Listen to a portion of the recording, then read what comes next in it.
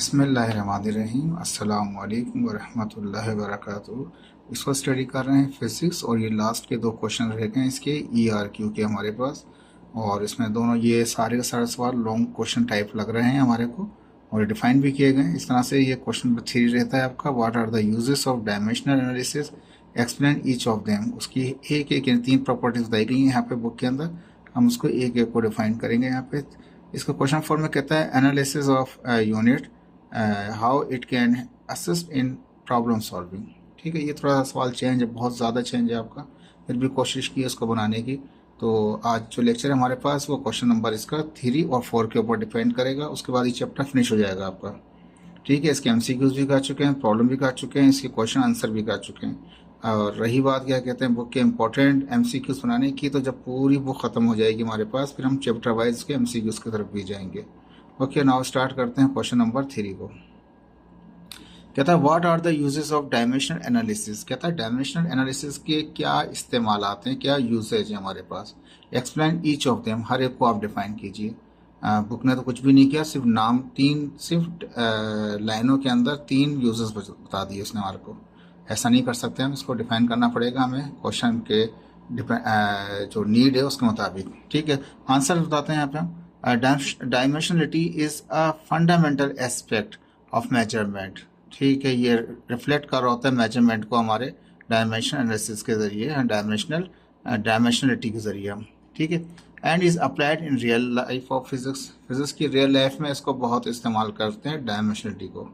ठीक है, डायमेंशन के जरिए हम उसको यूज़ कर रहे होते हैं, फार्मूलाज को करेक्ट भी कर रहे होते हैं, चेक भी कर रहे होते हैं। We can use the dimensional analysis for 3 prominent reasons. 3 खास किस्म के इसके इंपॉर्टेंट किस्म के रीजन्स हैं जिसके ज़रिए हम इसको इस्तेमाल कर रहे होते हैं। ठीक है, पहला कहता है to check the consistency of a dimensional equation. Dimensional equation के अंदर कंसिस्टेंसी होनी चाहिए, उसको चेक करते हैं। अदरवाइज वो नहीं है, इक्वल नहीं आ रहे हमारे पास, तो वो इनकरेक्ट कहलाएंगे हमारे पास। यहाँ पे कहता है वी कैन एड और सेपरेट। होता क्या है, कंसिस्टेंसी क्या होती है डायमेंशनल की किसी इक्वेशन के अंदर, तो कहता है वी कैन एड और सेपरेट फिजिकल क्वांटिटीज। यानी कि कहना साथ ये वो फिजिकल क्वांटिटीज एड और सेपरेट हो सकती हैं जिनकी डायमेंशन जो है वो सेम हो। अगर डायमेंशन सेम नहीं है तो हम उनको एड एंड सेपरेट नहीं कर सकते। ठीक है, तो कहता है हम ऐड भी कर सकते हैं डायमेंशनल फिजिकल क्वांटिटीज़ को, हम ऐड भी कर सकते हैं फिजिकल क्वांटिटीज़ को, हम सेपरेट भी कर सकते हैं। फिजिकल क्वांटिटीज़ को ऐड भी कर सकते हैं, सेपरेट भी कर सकते हैं। कब? If only if they have same dimension. जब उनकी डायमेंशन जो है सेम हो तभी फिजिकल क्वांटिटीज़ को आप ऐड भी कर सकते हैं और सेपरेट भी कर सकते हैं। अगर डायमेंशन सेम नहीं है तो फिजिकल क्वांटिटीज़ को ना तो आप ऐड कर सकते हैं ना ही आप सेपरेट कर सकते हैं। ये पॉइंट तो क्लियर हो गया मोटा मोटा। ठीक है, the similarities of dimension of a physical quantities is called consistency of a dimensional equation. कहता है ये जो सिमिलरिटीज होती हैं जिसकी डायमेंशन फिजिकल क्वांटिटीज की जो डायमेंशन की सिमिलरिटीज होती हैं उन्हीं को कहा जाता है consistency of a dimensional equation. ठीक है, अगर सिमिलरिटीज नहीं होंगी डायमेंशन किसी फिजिकल क्वांटिटीज़ की, जो डायमेंशन सेम नहीं होंगी उनकी कंसिस्टेंसी उनमें नहीं होगी। For example take mass and velocity. अगर आप एग्जाम्पल के तौर पर मास और वेलोसिटी को लेते हैं, we can't add and separate. ना तो हम मास को ऐड कर सकते हैं वेलोसिटी के साथ, ना ही मास को सेपरेट कर सकते हैं वेलोसिटी के साथ। क्यों? कहता है these 2 physical quantities are of different dimension. दोनों की डायमेंशंस क्या हैं, वो डिफरेंट हैं, इसलिए हम मास को वेलोसिटी के साथ ऐड नहीं कर सकते। डेट इज, जो मास की डायमेंशन होती है उसको m से जाहिर करते हैं, और जो वेलोसिटी की डायमेंशनलिटी होती है, डायमेंशन जो होती है वेलोसिटी की, वो होती है मीटर पर सेकंड। यानी मीटर का मतलब लेंथ और टाइम का मतलब है सेकंड। तो ठीक है, तो एल लेंथ का आ गया और पर सेकंड है तो -1 करके टाइम दिखा दिया, टी दिखा दिया। अब मास को आप ऐड नहीं कर सकते, यानी मास के लिए m जो है मास के लिए m होता है और वेलोसिटी के लिए L(T⁻⁻1) होता है। इनको आप ऐड नहीं कर सकते क्योंकि दोनों डायमेंशंस क्या हैं, डिफरेंट हैं। वहाँ पे यही कहा था कि हम ऐड और सेपरेट करेंगे फिजिकल क्वांटिटीज़ को। ये फिजिकल क्वांटिटीज़ हैं, इनको ऐड और सेपरेट करेंगे कब? जब इनकी डायमेंशन सेम हो। इनकी डायमेंशन तो सेम नहीं है, तो अगर ये इनकी डायमेंशन सेम होती तो हम इनको ऐड और सेपरेट कर सकते थे। ठीक है, वो जो सेम होंगी तब कहलाएगा consistency of a dimensional equation कहलाएगा। ठीक है, पहला रूल तो याद हो गया आपको कि अगर सेम नहीं होंगी तो उनको ऐड एंड सब्ट्रैक्ट नहीं कर सकते। ठीक है जी, a dimensional equation is said to be consistent, एक डायमेंशनल को कंसिस्टेंट कह सकते हैं हम कब, इफ एंड ओनली इफ, सिर्फ और सिर्फ तभी dimensions of the equation are same on both side, left side और राइट साइड की जो डायमेंशंस हैं अगर सेम है तो कहता है ये इक्वेशन कंसिस्टेंट है। ठीक है, अगर लेफ्ट साइड और राइट साइड की डायमेंशन सेम आ जाएं तो वो इक्वेशन कंसिस्टेंट कहलाएगी। याद रख लीजिएगा इस वर्ड को। ठीक है, इक्वेशन डायमेंशन इक्वेशन को कंसिस्टेंट तभी कहेंगे जब उनकी लेफ्ट साइड राइट साइड की डायमेंशन इक्वल जाए। If dimension of the equation are not same, अगर फर्ज कर लें कि वो सेम नहीं है on both side, left side right side की जो डायमेंशन हैं किसी भी इक्वेशन की वो सेम नहीं है, then the equation is said to be dimensionally incorrect, तो ऐसी इक्वेशन को हम डायमेंशनली इनकरेक्ट कहेंगे। ठीक है, पहली बात तो ये कहता है कि अगर वो लेफ्ट साइड और राइट साइड की बराबर आ जाएंगी तो वो इक्वेशन कहलाएगी कंसिस्टेंट कहलाएगी। ठीक, कंसिस्टेंट इक्वेशन भी कहलाएगी वो। कहता है कि अगर इक्वेशन का सेम नहीं आता है तो इसका मतलब डायमेंशनली वो इनकरेक्ट है। आल्सो रिमेंबर डेट, ये भी याद रख लीजिए, if an equation is dimensionally correct, अगर कोई इक्वेशन डायमेंशनली तौर पे सही आ जाती है, लेफ्ट साइड राइट साइड के बराबर डायमेंशंस आ जाती हैं, इट डज नॉट मीन्स, इसका मतलब ये नहीं है कि it is completely correct equation की जो इक्वेशन है ये 100% करेक्ट है। ये भी याद रख लीजिएगा। पहली बात ये है कि लेफ्ट साइड राइट साइड बराबर नहीं आती डायमेंशन तो वो इनकरेक्ट कहलाती है, डायमेंशनली इनकरेक्ट कहलाती है। अगर डायमेंशनली करेक्ट हो गई तो इसका मतलब ये नहीं है कि इक्वेशन फिर भी कंप्लीटली करेक्ट है। ठीक है, ये सिर्फ चेकिंग है आपकी। ठीक है, इसमें थोड़ा सा इसका एग्जाम्पल करेंगे ताकि आपको आइडिया हो जाए इसका।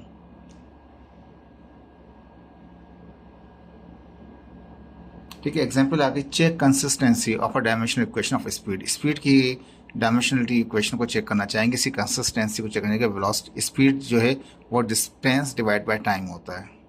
अब स्पीड का जो खुद का यूनिट है वो क्या है, मीटर पर सेकंड होता है। मीटर का मतलब लेंथ, मीटर की एल आ जाएगा मीटर की जगह, और टाइम सेकंड की जगह हो जाएगा टी आ जाएगा -1, मीटर पर सेकंड होगी। डिस्टेंस खुद क्या होता है, वो टाइम लेंथ होता है, वो टाइम क्या होता है, वो टी होता है। टी डिवाइड कर जब लेफ्ट साइड बराबर आ गई राइट साइड के, तो ये इक्वेशन कहलाएगी डायमेंशनल इक्वेशन कहलाएगी। ठीक है, डायमेंशन यानी कंसिस्टेंसी है इसकी इक्वेशन के अंदर। The equation is dimensionally correct, तो ये इक्वेशन क्या होगी, डायमेंशनली करेक्ट है। As dimension of speed is same on both side, दोनों साइड पे स्पीड की यूनिट्स आ गए, डायमेंशंस आ गई हैं। ठीक है जी, ये तो इसको डिफाइन किया। अब कहता है dimensional analysis is the basic test, ये एक बेसिक किस्म का टेस्ट होता है जिसमें आप फाइंड आउट करते हैं कंसिस्टेंसी ऑफ इक्वेशन। इक्वेशन की पहले स्टेप में आप चेक करते हैं कि इक्वेशन कंसिस्टेंसी है या नहीं है, and does not guarantee the correctness of the equation, लेकिन इसमें कोई गारंटी नहीं होती कि ये इक्वेशन करेक्ट है। One drawback of this equation is that we can't predict constant of many physical quantity, बहुत सारे फिजिकल क्वांटिटीज ऐसी होती हैं जिनके कांस्टेंट को डिफाइन ही नहीं करता। तो डायमेंशनली जो क्या कहते हैं, डायमेंशनलिटी जो होती है, डायमेंशनल इक्वेशन जो होती है हमारे पास, उसके अंदर कांस्टेंट को डिफाइन नहीं किया जाता बहुत सारों को, तो इसलिए वो एक ड्रॉबैक है उसका। लेकिन ये गारंटी भी नहीं होती कि अगर वो कंसिस्टेंसी है इक्वेशन की तो वो इक्वेशन 100% करेक्ट है। ठीक है, ओके, याद रहना चाहिए आपको ये बात। अब इसका चलेंगे दूसरे पॉइंट के ऊपर। पहले में तो आपने कंसिस्टेंसी चेक कर ली, ठीक है, और अब चेक करेंगे आप इसका, ये थोड़ा सा ज़्यादा ऊपर चला गया। अब सेकंड में चेक करेंगे हम यहाँ पे। सेकंड में कहता है टू ड्राइव द रिलेशनशिप, पहले मैं कंसिस्टेंसी चेक कर लिया। अब सेकंड में कहता है हम ड्राइव करेंगे रिलेशनशिप को between the physical quantities in a physical phenomena, physical तरीके से हम चेक करेंगे फिजिकल क्वांटिटीज का क्या रिलेशनशिप होता है, और टू ड्राइव अ फार्मूला, और वहाँ ड्राइव करेंगे किसी एक फार्मूले को हम वहाँ पे। ठीक है, टू ड्राइव द रिलेशनशिप से बता दें कि हम drive a formula between the physical quantities. ठीक है, मैंने ये वर्ड पूरे वही इस्तेमाल किए जो बुक ने दिए हैं आपके। ठीक है, मैंने इसमें चेंज नहीं किया, लेकिन सेकंड पॉइंट का मतलब ये है कि to derive a formula between the relationship of the physical quantities in a physical manner. Okay, कहता है the method of dimensional analysis can also help in finding out relationship between the physical quantities कहता है इसका एक dimension analysis का एक हिस्सा ये भी है कि हम इसमें फाइंड आउट कर लेते हैं किसी भी फिजिकल क्वांटिटीज़ के रिलेशनशिप को, यानी कि उनके रिलेशनशिप से मुराद उनके कोई फॉर्मूले पे पहुंच जाते हैं उसके। If we know how physical quantities depend on each other, लेकिन हमें ये पता होना ज़रूरी है कि वो जो फिजिकल क्वांटिटीज़ हैं वो आपस में रिलेट किस तरह से करती हैं। अब जैसे कि हम जानते हैं न्यूटन का सेकंड लॉ अगर ले लेते हैं तो F is equal to M A आ गया। तो F जो है वो फोर्स है, एम मास है, ए एक्सेलरेशन है, ठीक है। तो ये आपस में प्रोपोर्शनल है, यानी कि मास और a F is equal to M a हो गया, ठीक है। इसके अलावा अगर हम आगे जाना चाहें और फार्मूला आ जाएंगे, न्यूटन्स के भी फार्मूले आ जाएंगे हमारे पास, और उसके अलावा ग्रेविटेशन लॉ के फार्मूले आ जाएंगे, हुक्स लॉ के फार्मूले आ जाएंगे, F इजिकल टू के एक्स भी आ जाएगा हमारे पास, पीछे भी पढ़ के चुके हैं इस चैप्टर के अंदर हम। बहुत सारे फार्मूलाज हैं, उन फार्मूलाज की जो आपस में रिलेशन है उसका पता होना हमें बहुत ज़रूरी है। कि क्या कहता है यहाँ पे, कहता है how physical quantities depend on each other, एक दूसरे के ऊपर फिजिकल क्वांटिटीज किस तरह डिपेंड कर रही हैं, आपको ये पता होना ज़रूरी है। बस फार्मूले में है क्या क्या और कौन किसके साथ रिलेट कर रहा है। We can find the relationship between them easily by equating dimension on both side. आखिर में उसमें इक्वेटिंग कर लेते हैं और इक्वेटिंग करके एक फार्मूला निकाल लेते हैं। ये इसका मतलब सेकंड पॉइंट का मतलब ये है कि हम ड्राइव करेंगे कोई फार्मूला, लेकिन हमें पहले पता होना ज़रूरी है कि हमने वहाँ पे रिलेशनशिप आपस में है क्या, ठीक है। अभी हम चलते हैं इसके, अब मैं एक फार्मूला ड्राइव करूँगा यहाँ पे, ठीक है जनाब। यानी कि यहाँ पे जो हमारी बात चल रही थी वो ये थी कि टू ड्राइव अ फार्मूला, ये समझ लें कोई ड्राइव करेंगे कोई रिलेशनशिप को, फार्मूले को फिजिकल क्वांटिटीज में, लेकिन हमें पता होना ज़रूरी है कि फिजिकल क्वांटिटीज एक दूसरे पर डिपेंड किस तरह करती हैं, ठीक है। अब फार्मूला किस तरह ड्राइव होगा ये देख लीजिए, ये रफ मैंने बनाया है। सेंटीमीटर फार्मूला ड्राइव कर रहा हूँ बाय डायमेंशनल एनालिसिस के जरिए। एफ इज, अब याद रख लीजिए वही मैट्रिक आ जाए पीछे, यानी कि सेंटीपिटल फोर्स, सेंटिफिकल फोर्स, ये आप पढ़ चुके थे, सेंटीपिटल फोर्स, सेंटिफिकल फोर्स।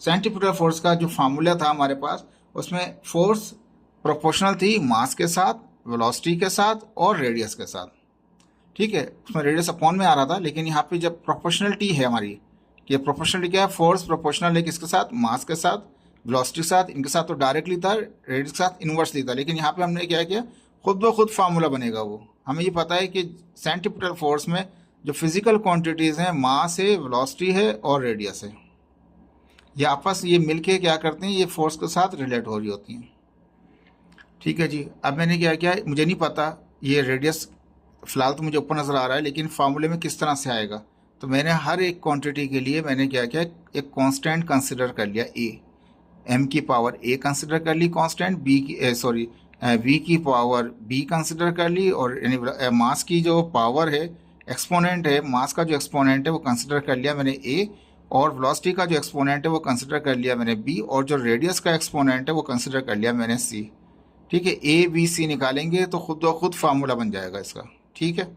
अब जब भी प्रोपोर्शनल हटाते हैं तो कोई ना कोई कांस्टेंट आता है, वो क्या आ गया यहाँ पे, यहाँ पास A M power A, B power B और आर पावर सी। ये क्वेश्चन मैंने इसको 1 के लिए। अब डायमेंशन अप्लाई करेंगे, डायमेंशनल ऑन बोथ साइड, दोनों साइड पे डायमेंशन लगा देंगे। अब फोर्स जो है हम जानते हैं वो बराबर होता है एम ए के, ठीक है। कई बार मैंने इसको सॉल्व किया ताकि आप लोगों को समझ में आ जाए किस तरह से होता है, लेकिन आप चाहें डायरेक्ट यूज़ कर सकते हैं, इस तरह रफ में ना, अगर आपको पक्का याद है, आपको याद हो चुका है कि इसका फार्मूला, इसकी डायमेंशन ये, डायरेक्टली यूज़ कीजिए। अगर नहीं याद हो रहा है तो आप इसको रफ में भी कर सकते हैं।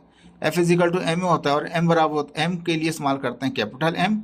ए का मतलब है मीटर पर सेकंड स्क्वायर डायमेंशनल के अंदर, तो मीटर का मतलब है लेंथ और सेकंड स्क्वायर का मतलब है टाइम स्क्वायर, तो मीटर पर सेकंड स्क्वायर हो गया। टी यहाँ पे डिवाइड कर रहा है, ऊपर जाके ऊपर ये पावर ऊपर जाके क्या हो जाएगा, माइनस है यहाँ पे, ऊपर जा ये सॉरी यहाँ प्लस है तो ऊपर जाके क्या हो जाएगा, ये माइनस हो जाएगा, एम एल टी पावर -2 हो जाएगा, ठीक है। तो मैं डायरेक्ट इस्तेमाल करूंगा एफ की जगह पे एम एल टी पावर -2।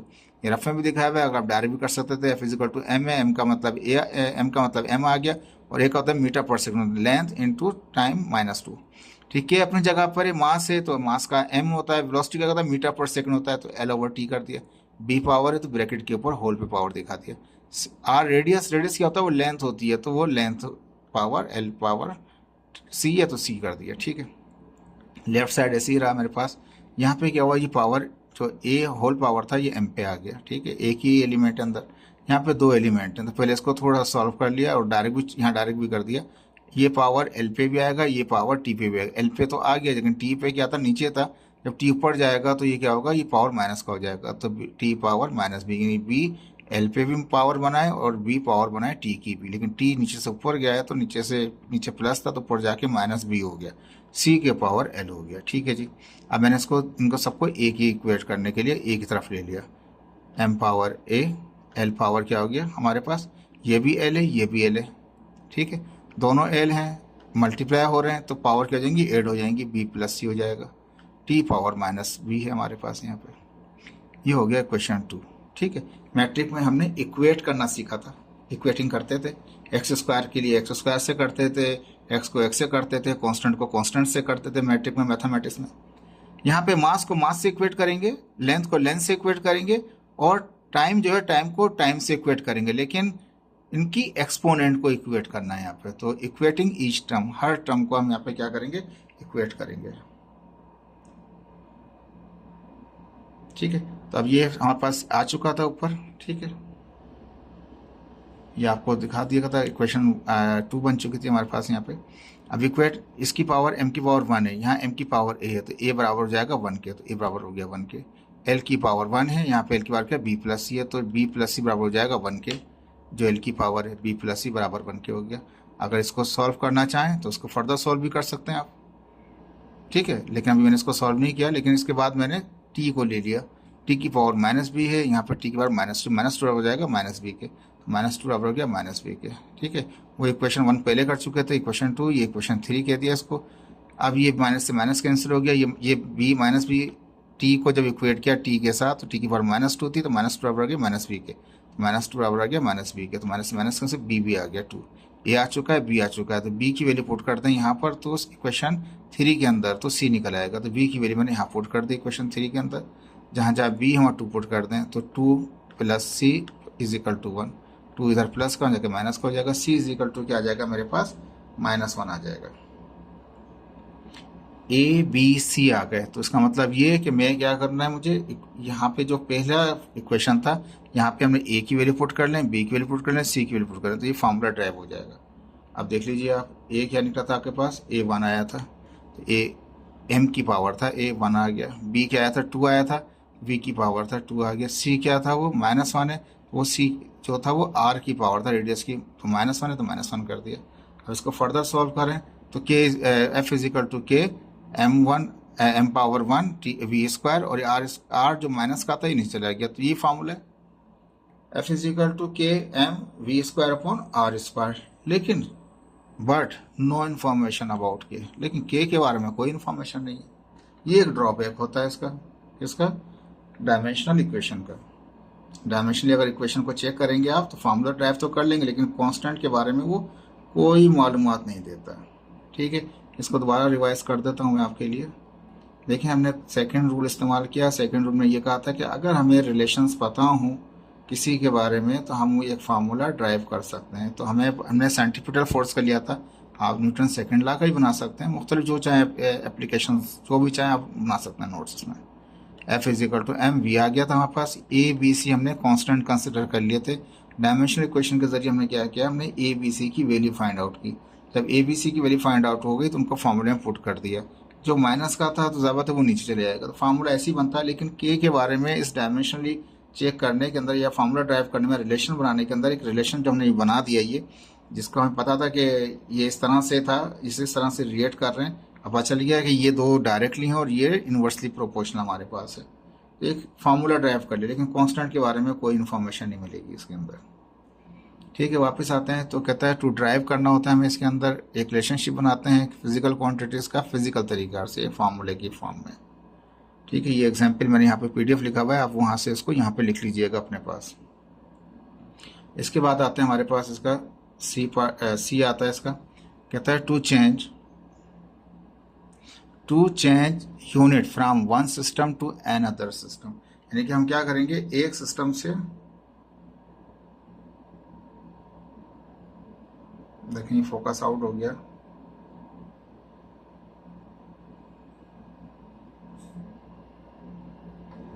ठीक है जी। तो यहाँ पे कहता है to change unit from one system to another system. हम क्या करेंगे, यहाँ पे चेंज करेंगे यूनिट को एक सिस्टम से दूसरे सिस्टम के अंदर।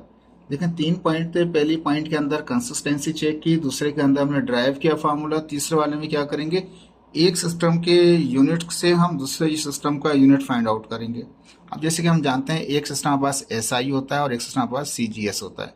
अब फर्ज क्या है कि हमें एक SI सिस्टम से जाना है CGS में, या CGS से जाना है SI के अंदर। तो ये डायमेंशनल जो हमारे पास तरीकाकार है वो हेल्प कर रहा होता है इसके लिए अंदर कि हम ट्रांसफ़र कर सकते हैं यूनिट को एक उससे दूसरे के अंदर, दूसरे सिस्टम के अंदर। ठीक है, dimension analysis is also used in obtaining the value of the physical quantities in another system. Dimension analysis के जरिए हम हासिल कर सकते हैं फिजिकल क्वांटिटी की वैल्यूज को फ्रॉम एक सिस्टम से दूसरे सिस्टम के अंदर।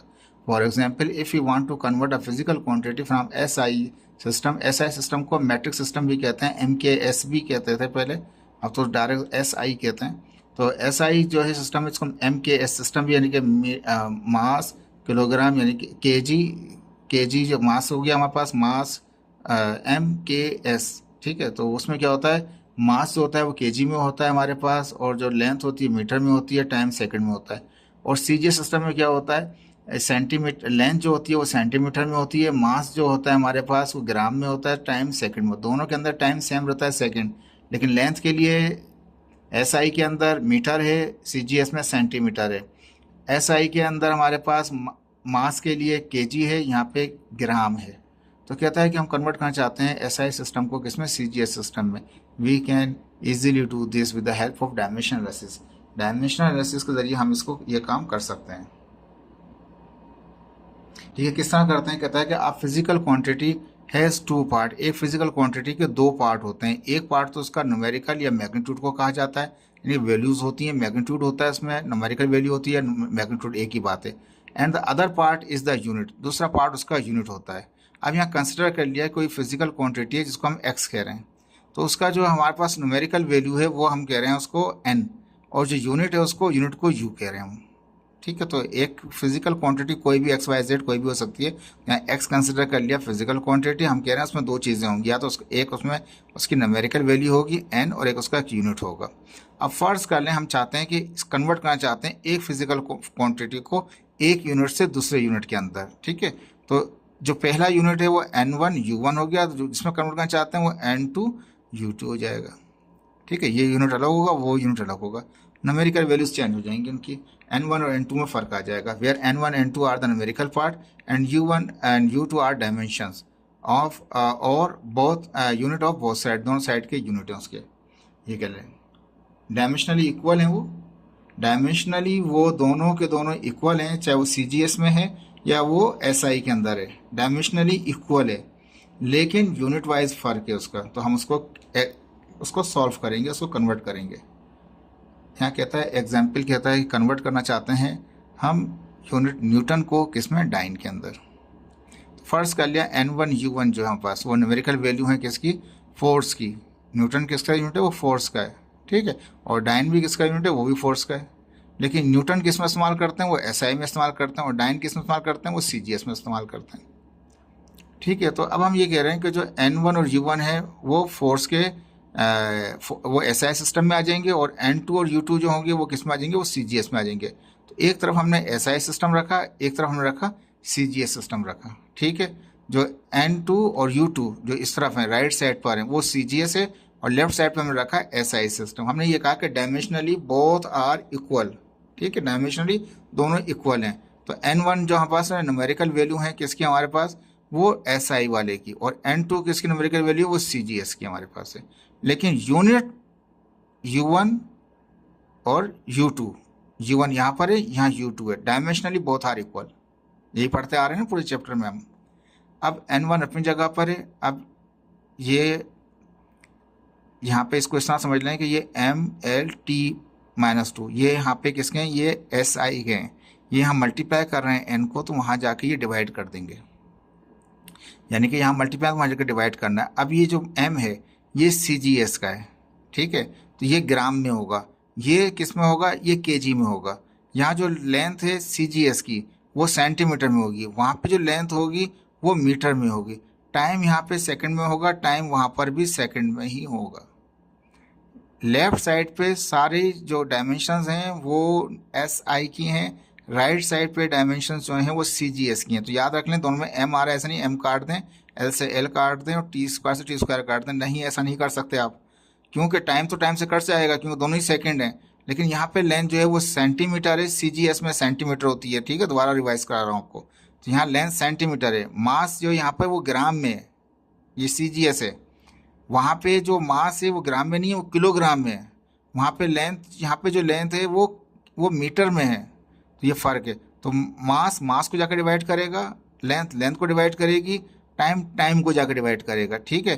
बेसिकली मैथमेटिक्स में क्या होता है, जब मल्टीप्लाई कर रहे हैं वहाँ जाकर डिवाइड करेंगे। तो यहाँ मैंने N2 को 1 रख लिया कि ये क्वांटिटी 1 कंसिडर कर ली, ठीक है। होना चाहे तो आप इसको N2 भी रखें, तो आखिर में आपको निकालना पड़ेगा अलग से। तो यहाँ 1 कंसिडर कर लिया। अब मास यहाँ पे था वो ग्राम में था, तो मास इन ग्राम, ठीक है। उसको डिवाइड करेगा, ये मास जो वहाँ से आएगा वो मास इन केजी है, ठीक है ना। यहाँ पे n खाली N1 रह जाएगा, बाकी ये सब वहाँ शिफ्ट हो जाएंगे, यहाँ मल्टीप्लाई है तो वहाँ डिवाइड में होंगे।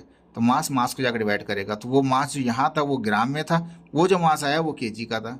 इनटू यहाँ मास जो है वो सेंटीमीटर, यहाँ पे जो लेंथ है वो सेंटीमीटर की है, तो वहाँ से जो लेंथ आएगी वो मीटर की होगी, लेंथ इन मीटर। इनटू यहाँ टाइम जो है वो सेकंड में है, तो वहाँ का टाइम भी सेकंड में है। तो टाइम से टाइम तो आप आसानी से काट सकते हैं, इसमें कोई इशू नहीं होगा आपको। लेकिन यहाँ पे प्रॉब्लम आ जाएगा आपको, क्योंकि एक यूनिट आपका ग्राम का है, एक आपका यूनिट है वो केजी का, एक यूनिट आपके पास सेंटीमीटर में है और एक यूनिट आपका मीटर में है। आपको कन्वर्ट करना पड़ेगा, सीजीएस में जा रहे हैं आप, तो इसलिए आपको किलोग्राम को कन्वर्ट करना पड़ेगा ग्राम के अंदर। तो हमने यहाँ पे लिखा N1 अपनी जगह पे आ गया, ये 1 तो मल्टीप्लाई कर दें, 1 रहने दें, बोले आपकी मर्जी है। अब मास क्या था वो ग्राम में था, ऊपर वाला, नीचे इसको डिवाइड करा केजी में। तो एक केजी में कितने ग्राम होते हैं, 1000 ग्राम होते हैं। तो ये ऊपर वाला मास भी ग्राम में हो गया, नीचे वाला मास भी ग्राम में हो गया, लेकिन 1000 ऐड हो गया मल्टीप्लाई बाई, यानी कि इसको एक केजी में कितना होता है, 1000 ग्राम होते हैं, ठीक है जी। इनटू है तो इनटू है। लेंथ कितना है वो सेंटीमीटर में था, वो सेंटीमीटर है। एक मीटर में कितने सेंटीमीटर होते हैं, वो 100 सेंटीमीटर होते हैं, ठीक है। तो ये भी मीटर से कन्वर्ट हो गया सेंटीमीटर के अंदर। टाइम किस में 1 सेकंड है, उसका टाइम भी 1 सेकंड है, वो पर ये कैंसिल हो जाएंगे, यहाँ कुछ भी नहीं बचेगा इनमें से। तो बाकी बचे ये तो आपके पास N1 इज इक्वल टू ये 10 की पावर कितनी हो जाएगी, 3 हो जाएगी। जो ऊपर जाएगा तो माइनस का हो जाएगा, क्योंकि डिवाइड करें ना, ऊपर जाकर मल्टीप्लाई करेगा, ऊपर जाकर ये यहाँ से नीचे प्लस था तो ऊपर जाके हो जाएगा माइनस का। इसी तरह से यहाँ पे ये डिवाइड कर रहा है, 10 की पावर 2 हो जाएगा, जो प्लस का ऊपर जाएगा तो ये माइनस का हो जाएगा। तो -3 यहाँ इनमें सोल्यूशन निकलेगा, वो ग्राम से ग्राम कट जाएगा, यहाँ सेंटीमीटर कट जाएगा। लेकिन 1/1000 है, जिसका मतलब है 10 की पावर -3। 1/100 है, इसका मतलब होगा 10 की पावर -2। तो 10 की पावर -3, 10 की पावर -2 जमा करेंगे, 10 की पावर -5 हो जाएगा। तो 1 न्यूटन बराबर आ जाएगा किसके, 10 पावर -5 डाइन के, ठीक है। अब जो मैं बात कर रहा था कि इस N2 को भी आप इस्तेमाल कर सकते थे, अगर आप चाहें तो N2 को रहने दें, यहाँ पे भी रहने दें, यहाँ पे रहने दें। अब जब यहाँ पे आएगा तो N2 आ जाएगा, ठीक है। N2 मीन्स यूनिट, डाइन आ गया हमारे पास, ठीक है। अगर और उसको इसके अलावा दूसरा करना चाहें, N2 फाइंड आउट करना चाहें, तो ये मल्टीप्लाई करा वो जाकर डिवाइड कर देगा, वो 10 की पावर प्लस में आ जाएगी यहाँ पास। तो ये कन्वर्जन्स हैं, जिस तरह से भी आप चाहें कर सकते हैं कन्वर्ट इसको, ठीक है। होपफुल आपको समझ में आ रहा होगा क्वेश्चन नंबर 3 इसका। अब आते हैं क्वेश्चन नंबर 4 के ऊपर, ठीक है। अब छोटा सा रह गया, ये ज़्यादा बड़ा पार्ट नहीं है। ये कहता है क्वेश्चन नंबर 4 में कहता है एनालाइज करें किसको, यूनिट को, how it can assist in problem solving. Problem solving में यूनिट एनालिसिस किस तरह से इस्तेमाल होता है। तो unit analysis is a method to solving problems. ये क्या होता है, ये एक प्रॉब्लम सॉल्विंग का एक मेथड होता है, using the unit of a given quantity. जो भी क्वांटिटी में आपको यूनिट मिले हुए हैं उसके जरिए आप प्रॉब्लम सॉल्व कर सकते हैं। एज कन्वर्जन फैक्टर, कौन सी चीज़ इस्तेमाल करेंगे आप कन्वर्ट करने वाला फैक्टर इस्तेमाल करके यूनिट को एनालिसिस कर सकते हैं। तो यूनिट एनालिसिस एक मेथड होता है जिसके जरिए आप प्रॉब्लम को सॉल्व कर रहे होते हैं। इसमें इस्तेमाल करते हैं यूनिट को, कैसे, एज ए कन्वर्ट करके उसको कन्वर्ट करते जाएंगे और वो प्रॉब्लम आपका सॉल्व हो जाएगा। इट इज़ एन, या इस तरह के प्रॉब्लम आप पहले भी कर चुके हैं, ठीक है, लेकिन ये वर्डिंग में दिखाया गया है, अब लिखने में हम लिखेंगे, इसको लिखना पड़ेगा, सवाल आ गया तो। इट इज़ एन इफिशियंट वे, ये एक अच्छा सा तरीका है टू मिनिमाइज एरर। इसमें हम एरर को कम से कम कर देते हैं इन अ मल्टी स्टेप कैलकुलेशन, बहुत सारे स्टेप की कैलकुलेशन के जरिए हम एरर को मिनिमाइज कर देते हैं। Solving problem with this method, इस मेथड के जरिए प्रॉब्लम सॉल्व करने में provide the unit for the final answer. लेकिन जो यूनिट देना होगा आपको वो शुरू में नहीं देंगे, वो आखिर में ही आएगा यूनिट आपका, क्योंकि आप क्या कर रहे हैं, कन्वर्जन कर रहे हैं, ठीक है। जो यूनिट एनालिसिस का जो मेन थीम है वो यही है कि आप कन्वर्टिंग करके उसको सॉल्व कर रहे हैं आप, तो वो कहला रहा है एनालिसिस ऑफ यूनिट कहला रहा है आपके पास। और फाइनल देंगे आखिर में रिजल्ट आप उसको। For example, we can easily determine the number of second in a week. एक हफ्ते के अंदर कितने नंबर ऑफ सेकंड होते हैं इसको आसानी से मालूम कर सकते हैं यूजिंग यूनिट एनालिसिस। किसके जरिए? यूनिट एनालिसिस के जरिए। क्या क्या 1 वीक में कितने होते हैं? 7 डेज होते हैं। ठीक है, 7 अपनी जगह। एक डे में कितने होते हैं? 24 आवर्स होते हैं। ठीक है, पहले ये वीक से डे में आया, फिर डे से आवर में आया। अब 7 अपनी जगह पर, 24 जगह पर। एक आवर में कितने? 60 मिनट होते हैं। तो 7 भी आ गया, 24 भी, 60 भी मिनट आया। अब मिनट से सेकंड में जाना है हमें। क्या सवाल? सेकंड में। 1 मिनट में 60 सेकंड होते हैं। तो ये 7 भी आ गया, 24 भी आ गया, 60 भी आ गया, और मिनट के भी 60 आ गए। सबको मल्टीप्लाई किया तो 604800 सेकंड होते हैं किसमें? एक हफ्ते के अंदर। तो ये तरीकाकार कहलाता है यूनिट एनालिसिस। ये आपने 9th में भी फिजिक्स में इस्तेमाल किया है, ये मैट्रिक में भी इस्तेमाल किया, और ये करते रहते हैं हम लोग, लेकिन हम जानते नहीं थे कि इसका नाम जो है वो यूनिट एनालिसिस होता है ये। ठीक है, कन्वर्ट करके आप सॉल्व कर होते हैं किसी प्रॉब्लम को। यूनिट एनालिसिस मीन्स यूजिंग ये तो एक सिंपल तरीका दिखाया। ये एक जो मैं 2 एग्जाम्पल दे रहा हूँ यही नहीं है एग्जाम्पल तो बहुत सारी बन जाएंगी इसकी। ठीक है, तो जो 2 मुनासिब किस्म की एग्जाम्पल्स बनाई हैं वही आपको सॉल्व कर रहे हैं यहाँ पे। Unit analysis means using the rules को इस्तेमाल करके of multiplying and reducing factor to solve problem involving different unit. मुख्तलिफ किस्म के यूनिट हों, उसमें आप मल्टीप्लाई करके, डिवाइड करके, फ्रैक्शन को ख़त्म करके आप सॉल्व कर सकते हैं उस प्रॉब्लम को। ठीक है, कहता है a problem of series of fraction. ऐसा प्रॉब्लम भी हो सकता है इसमें बहुत सारी फ्रैक्शंस भी हों। ऐसा प्रॉब्लम भी हो सकता है इसमें बहुत सारी मल्टीप्लिकेशन भी हो सकती हैं। ऐसा प्रॉब्लम हो सकता है जिसमें बहुत सारी डिवीजन भी हो सकती हैं। यूनिट इन द न्यूमिनेटर यानी कि ऊपर होता है ऑफ द फ्रैक्शन में are divided by unit in the denominator. यानी कि जो फ्रैक्शन है तो उसमें डिनोमिनेटर्स भी हैं, न्यूमिनेटर्स भी हैं, तो यूनिट ऊपर भी होंगे उसके डिवाइड करते हुए। डिवाइडेंड है उसमें भी यूनिट होंगे हमारे पास फ्रैक्शन के अंदर। अपर पार्ट में, लोअर पार्ट में, दोनों जगह पे क्या होंगे? फ्रैक्शन के अंदर यूनिट्स होंगे हमारे पास। This unit is this means. ठीक है जी, यहाँ पे हम ये पढ़ रहे थे इसके अंदर कि यूनिट एनालिसिस के अंदर मल्टीप्लाई वाले रूल भी इस्तेमाल हो होते हैं, रिड्यूसिंग फ्रैक्शनों को कम भी किया जा रहा होता है। और फ्रैक्शन से मुराद क्या होता है? कोई रकम ऊपर होती है उसको कोई दूसरी रकम डिवाइड कर रही होती है, उसको फ्रैक्शन कहा जाता है। तो कहते हैं प्रॉब्लम हमारे पास होती है जिसमें बहुत सारी फ्रैक्शन हो सकती हैं, या एक फ्रैक्शन भी हो सकती है, एक ज़्यादा भी हो सकती है, मल्टीप्लिकेशन भी हो सकती है, उसमें डिवीजन भी हो सकती है। तो यूनिट जो होते हैं उसमें न्यूमिनेटर में होते हैं, ऊपर और होते हैं किसी ऑफ अ फ्रैक्शन, किसी फ्रैक्शन में। नहीं, वो रकम है एक जो ऊपर है और जो डिवाइड कर, जो ऊपर होती है न्यूमिनेटर होती है, जो डिवाइड होती है डिनोमिनेटर होती है। तो ऊपर भी यूनिट होगा, नीचे भी यूनिट होगा उसके अंदर। ठीक है, यूनिट होंगे डिनोमिनेटर में भी होंगे इस फ्रैक्शन के। This means a unit in the numerator of the calculation cancel out. अगर उनके न्यूमिनेटर और डिनोमिनेटर के यूनिट काट सकते हैं तो काट लें। जैसे अभी थोड़ी देर पहले एग्जाम्पल का टाइम को टाइम से काट दिया था हमने, ये भी तरीका होता है हमारे पास। तो उसको कैंसिल कर देते हैं। तो कहता है कैलकुलेशन के अंदर कैंसिल कर देते हैं, cancelled out if the same unit. अगर यूनिट सेम है, ऊपर और नीचे का यूनिट अगर सेम है तो वो कैंसिल हो सकता है in the numerator and the denominator. तो समवेयर जहाँ पे कैलकुलेशन में पॉसिबल हो तो वहाँ पे आप कर सकते हैं। वो तरीकाकार जो है वो यूनिट एनालिसिस कहलाता है हमारे पास। अभी एक एग्जाम्पल मेरे पास यहाँ पर है। For example, our desk is 4.5 feet long. एक लंबी एक टेबल इतनी लंबी है। Find the length of the desk in inch. अब इसको कन्वर्ट कर दें आप किसके अंदर? आप इंच के अंदर। ठीक है जी, इसको अलग से सॉल्व किया हुआ है मैंने। Feet is the plural of the foot. Foot एक सिंगल के लिए होता है और फीट किसके लिए होता है? मल्टीपल के लिए होता है। उसका प्लूरल होता है फुट का। जो प्लूरल है उसको फीट कहा जाता है। दोनों के यूनिट एफ टी में लिखे जाते हैं, लेकिन क्या है? फीट प्लूरल है, वो सिंगल है, याद रख लीजिएगा। For example, a desk is, एक डेस्क हमारे पास कितना है? 4.5 फीट लॉन्ग है, 4.5 फीट लंबी है एक डेस्क हमारे पास। Find the length of the desk in inches. बताइए इसको फीट से आप कन्वर्ट कर दें इसको इंचेस में, कितने इंच बनेंगे? वी नो डेट के 1 फुट में होते हैं कितने? 12 इंच होते हैं। ठीक है, फुट और फीट का मैंने बता दिया पहले आपको, ऐसा नहीं कंफ्यूज हो जाए कि स्पेलिंग मिस्टेक कर दिया, क्या क्या पढ़ा रहे हैं, ऐसा नहीं है। तो एक सिंगल फुट में कितने होते हैं? 12 इंचेस होते हैं हमारे पास।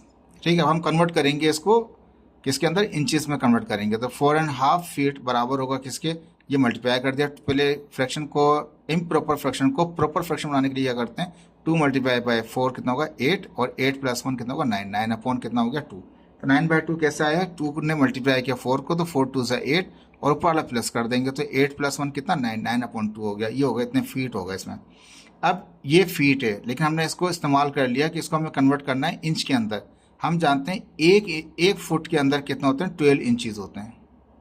एक फुट में कितना होते हैं 12 इंचीज होते हैं हमारे पास। ठीक है, तो एक फुट 12 इंचीज अपॉन 1 फीट लिख दिया मैंने यहाँ पे, फीट से फीट काट दिया मैंने यहाँ पे। 9/2 अपनी जगह पर है, लेकिन ये 12 बचा है यहाँ पे, तो 12 मल्टीप्लाई कर 9 को, तो 108/2 इंचीज आ गए। फीट से फीट काट दिया। अभी थोड़ी देर पहले हम पढ़ रहे थे कि अगर न्यूमिनेटर और डिनोमिनेटर के अंदर यूनिट सेम आ जाएंगे हम उसको कैंसिल कर देंगे। असल में हमने इसको कन्वर्ट किया था फीट से इंच के अंदर, तो हमने बताया कि 12 इंचीज होते हैं किसके अंदर, एक फीट के अंदर। वो तरीकाकार ये भी है। देखिए मैंने इससे पहले भी इस चैप्टर के अंदर बहुत सारे प्रॉब्लम्स कराए हैं एरिया वाले, बड़े चेंज तरीके से उसको डिवाइड किया था। इसलिए आप इसको जो बता रहे हैं इसको इस तरह से याद रख लीजिए, ताकि आगे फ्यूचर में जाके इंटर में और आगे यूनिवर्सिटीज़ में जाके जो खासतौर पर इंजीनियरिंग में होंगे उनको बहुत हेल्पफुल रहेगा ये तरीकाकार। फीट से फीट कट गया, इंचेस आ गए। वैसे चाहते हैं तो हम ये कहते हैं जी ये 1 फीट है, डायरेक्ट 12 इंच लिख दो और सिंपल कर दो। वो सिंपल हम करते आए हैं शुरू से, 9th में भी ये क्या है, मैट्रिक में भी क्या है। लेकिन यहाँ पे यूनिट से यूनिट कन्वर्जन का तरीकाकार थोड़ा चेंज है कि एक 12 इंच वाले हमने ऊपर रखे और नीचे फीट डिवाइड कर दिया। ये तरीकाकार आगे जाके साइंटिफिक वर्क में हम बहुत इस्तेमाल करेंगे। खैर फीट से फीट कट गया और ये सिंपल आ गया। ये चीज़ आप डायरेक्ट भी कर सकते थे, इसकी जगह पे 12 इंच रखते तब भी आंसर आपको ये मिलता। लेकिन ये टेक्निक नहीं बदलती कि अगर आप फीट से कन्वर्ट कर रहे हैं तो यहाँ फीट में कितने इंचीज हैं वो ऊपर रखें आप 1 फीट में। फीट से फीट करिए, ये तरीकाकार है। न्यूमिनेटर से डिनोमिनेटर वाला यूनिट काट दिया हमने, यहाँ पे यही स्टडी कर रहे थे हम। ठीक है, हमने यहाँ पे यही कह रहे थे कि वो एक डिनोमिनेटर होगा, एक न्यूमिनेटर में होगा, जो यूनिट होंगे वो कैंसिल आउट कर देंगे। तो ये तरीके कार हैं सॉल्विंग करने की। ऑलरेडी आप कर चुके हैं, 9th में भी सॉल्व कर चुके हैं और मैट्रिक में कर चुके हैं, लेकिन अब पढ़ा के बताया जा रहा है आपको कि इस तरीके कार को एनालिसिस ऑफ यूनिट कहा जाता है। ठीक है जी, देखिए ये हम वापस आते हैं अपने चैप्टर की तरफ। ये आपका चैप्टर मैंने अल्हम्दुलिल्लाह इसके सारे MCQs करा दिए मैंने आपको।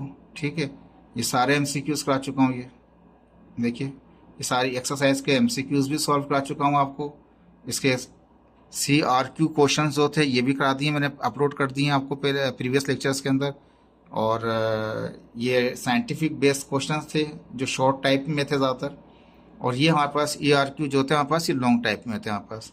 ये प्रॉब्लम भी सॉल्व करा चुका हूँ आपको। इसमें ये बताया था मैंने आपको, ये पॉइंट करके मैंने और एग्जाम्पशन करके सॉल्व किया था। थोड़ा सा इसमें फ़र्क है क्योंकि ये क्लियर नहीं था आपका सवाल, लेकिन फिर भी अल्हम्दुलिल्लाह ये तमाम चीज़ें सॉल्व हो चुकी हैं आपकी। पूरा लेक्चर सॉल्व करा चुका हूँ। और देखिए इसमें मैंने कुछ लेक्चर ऐसे भी इसमें पढ़ाए हैं आपको जिसमें कैलकुलेशंस मैंने डाली हैं, और ये कैलकुलेशन बुक में अभी दिखाता हूँ आपको। ये बहुत अजीब तरीके से कैलकुलेशंस की हुई थी आपकी बुक में, एक्सप्लेन नहीं किया हुआ था। देखें ये आ गए प्रॉब्लम्स ही आपके, ये बहुत अजीब तरीके से प्रॉब्लम करा रखे थे, तरीक़ेकार से नहीं थे। ये मैंने तरीके से सॉल्व किए हैं, इसलिए ये जो क्वेश्चंस हैं इस तरह के, ये बुक ये वाले ये आप मेरे लेक्चर्स में से देख सकते हैं। और होपफुल कि आपको समझ में आया होगा चैप्टर 1। चैप्टर 2 अभी हम कोशिश करेंगे, लेकिन स्पीड अप नहीं कर सकते क्योंकि हमें केमिस्ट्री भी स्टार्ट करना है, तो केमिस्ट्री भी स्टार्ट करेंगे। और दूसरी चीज़ आपको बता दूं, जो केमिस्ट्री की बुक मैंने देखी है उसका जो PDF भी देख चुका हूँ, लेकिन वो किसी सेंटर के जिस बंदे ने वो जहाँ से मुझे मिला है इनडायरेक्टली मिला है, डायरेक्टली नहीं मिल सका, तो मेरे ताल्लुकात उनसे इतने नहीं थे। लेकिन ये कि वो बुक सेम है आपकी, जो प्रीवियस ईयर की जो बुक है वो तकरीबन सेम नज़र आ रही है। तो मैं उसको स्टार्ट करूँगा आपको जब तक मार्केट में बुक आए, तो आपको वो जो बुक मिली हुई है उसके अंदर सिंटेक्स बोर्ड ने दिखा रखी है, उसी को डाउनलोड कर लीजिए, केमिस्ट्री स्टार्ट करेंगे। ओके जी, अल्लाह हाफिज़।